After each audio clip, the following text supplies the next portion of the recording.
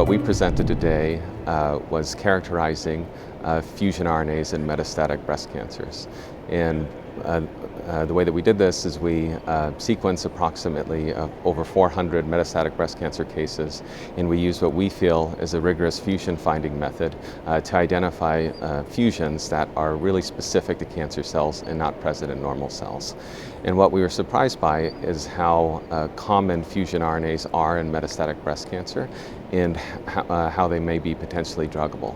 So for example, we identified 4 cases of HR-positive disease that had FGFR2 fusions that importantly all had the same breakpoint that preserved the kinase domain of that fusion. And there are currently FDA-approved small molecules and other indications that we may kind of consider in that setting for patients with advanced disease. At the same time, the most recurrent fusion RNA that we discovered were those involving ESR1.